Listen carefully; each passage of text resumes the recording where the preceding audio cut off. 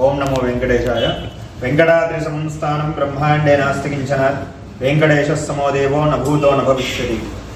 ప్రేక్షకులందరికీ కూడా శుభ ధనుర్మాస శుభాకాంక్షలు. అదేవిధంగా లక్ష్మీ శ్రీనివాసుని యొక్క పరిపూర్ణమైన కరుణా కటాక్షాలు ఉండాలని మనసారా కోరుకుంటున్నాను.